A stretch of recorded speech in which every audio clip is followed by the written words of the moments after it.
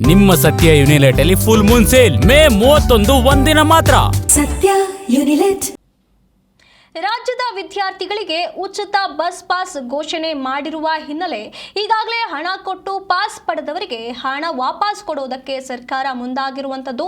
ವಿದ್ಯಾರ್ಥಿಗಳಿಗೆ ಉಚಿತ ಬಸ್ ಪ್ರಯಾಣದ ಯೋಜನೆಯನ್ನ ಘೋಷಿಸಿರುವಂತಹ ಕಾರಣ ಈ ಒಂದು ನಿರ್ಧಾರವನ್ನ ಸರ್ಕಾರ ತೆಗೆದುಕೊಳ್ತಾ ಇರುವಂಥದ್ದು. ವಿದ್ಯಾರ್ಥಿಗಳಿಗೆ ಬಸ್ ಪಾಸ್ನ ಹಣ ಮರುಪಾವತಿ ಮಾಡೋದಕ್ಕೆ ಆದೇಶವನ್ನ ಹೊರಡಿಸಲಾಗಿದೆ. ಬಸ್ ಪಾಸ್ ಹಣವನ್ನ ಮರುಪಾವತಿ ಮಾಡೋದಕ್ಕೆ ಅರ್ಜಿ ಹಾಕೋದಕ್ಕೆ ಅವಕಾಶವನ್ನ ಕಲ್ಪಿಸಲಾಗಿರುವಂಥದ್ದು. ಇಂದಿನಿಂದ ಪಾಸ್ ಹಣ ಮರುಪಾವತಿಗೆ ಅರ್ಜಿಗೆ ಆಹ್ವಾನಿಸಲಾಗಿದೆ. 7 ದಿನಗಳಲ್ಲಿ ವಿದ್ಯಾರ್ಥಿಗಳ ಖಾತೆಗೆ ಹಣ ಈ ಒಂದು ಮೊತ್ತ ಏನು ಪಾವತಿ ಮಾಡಿದ್ದಾರೆ ಅದು ಮರುಪಾವತಿಯಾಗಲಿದೆ. ಕೆಎಸ್ಆರ್ಟಿಸಿ, ಬಿಎಂಟಿಸಿ, NWKRTC, KKRTC ನಿಗಮದಿಂದ ಹಣ ವಾಪಸ್ಗೆ ಆದೇಶವನ್ನ ಹೊರಡಿಸಲಾಗಿದೆ.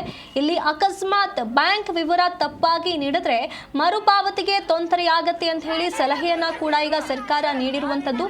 ಹಾಗಾಗಿ ಬ್ಯಾಂಕ್ ವಿವರವನ್ನ ಸರಿಯಾಗಿ ನೀಡಿ ನೀವು ಈಗಾಗಲೇ ಪಾವತಿಸಿರುವಂತಹ ಹಣವನ್ನ ವಾಪಸ್ ಪಡೆಯಿರಿ, ಇಂದಿನಿಂದಲೇ ಅರ್ಜಿಯನ್ನ ಸಲ್ಲಿಸಿ ಅಂತ ಹೇಳಿ ಸರ್ಕಾರ ವಿದ್ಯಾರ್ಥಿಗಳಿಗೆ ಸೂಚನೆಯನ್ನ ನೀಡಿರುವಂತದ್ದು.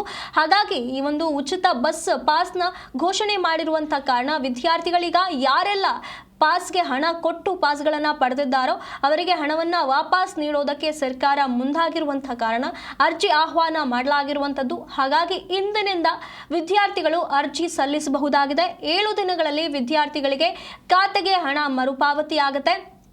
ಇಲ್ಲಿ ಈಗಾಗಲೇ ಕಟ್ಟಿಸಿಕೊಂಡಿರುವ ಶುಲ್ಕವನ್ನ ವಾಪಸ್ ಮಾಡೋದಕ್ಕೆ ಸರ್ಕಾರ ಮುಂದಾಗಿರುವಂಥದ್ದು. ಸೇವಾ ಸಿಂಧು ಪೋರ್ಟಲ್ ಮೂಲಕ ಮಾತ್ರ ಅರ್ಜಿ ಸಲ್ಲಿಸಬೇಕು ಅಂತ ಹೇಳಿ ಸೂಚನೆಯನ್ನ ನೀಡಲಾಗಿರುವಂಥದ್ದು.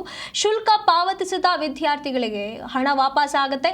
OTP ಮೂಲಕ ನೋಂದಣಿ ಮಾಡಿ ಅರ್ಜಿ ಸಲ್ಲಿಸೋದಕ್ಕೆ ಸೂಚನೆಯನ್ನ ನೀಡಿರುವಂಥದ್ದು. ವಿದ್ಯಾರ್ಥಿಗಳು ಬ್ಯಾಂಕ್ ಖಾತೆ ವಿವರವನ್ನ ಸಲ್ಲಿಕೆ ಮಾಡೋದು ಕಡ್ಡಾಯ ಅಂತ ಹೇಳಿದ್ದಾರೆ.